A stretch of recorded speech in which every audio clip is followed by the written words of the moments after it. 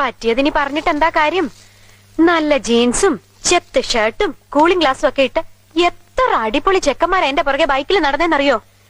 എന്നിട്ട് ഞാൻ വീണതോ ദേ ഹാങ്ങറില് ഷർട്ടും തൂക്കി നടക്കുന്ന സദാനന്ദന്റെ മുന്നില്. അതെന്താടി നീ അങ്ങനെ പറയണേ?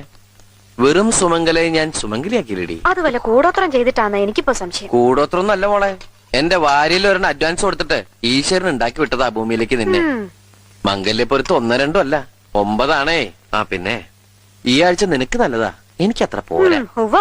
വരുമാനം കൊണ്ട് ചെലവ് നടക്കും, നല്ല കാലത്ത് ഗുണം ചെയ്യും, സ്വിച്ച് ഇട്ടാ ലൈറ്റ് കത്തും എന്നൊക്കെയല്ലേ? കളിയാക്കലൊക്കെ പിന്നെ.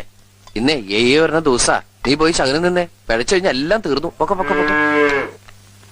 എന്താ ഈ പശു ഇങ്ങനെ കരയണേ? കഴിഞ്ഞ ആഴ്ച ഏലസ് പണിക്കരെ കൊണ്ട് മന്ത്രിച്ച് കെട്ടിച്ചാണല്ലോ. ഈ കരച്ചിലിന് ഏലസ് കെട്ടിയിട്ടൊന്നും കാര്യമില്ല. അതെന്താ? അതെന്ത് പറഞ്ഞ കരയണെന്നറിയോ? I love you. അടുത്തതിന് സമയായേ. എന്നിട്ട് നീ എന്താ കരയാത്ത? ഞാൻ കരയണൊക്കെ ഉണ്ട്, പക്ഷെ നമ്മുടെ കരച്ചില് കേൾക്കേണ്ട ആള് കട്ടില് കണ്ടാ പിന്നെ നബീസ്ത പറഞ്ഞ പോലെ ഹള്ളാ പടച്ചോനേന്ന് പറഞ്ഞ് കൂർക്കം വലിച്ച് ഒറ്റ കിടപ്പല്ലേ. എന്നാ അങ്ങനെ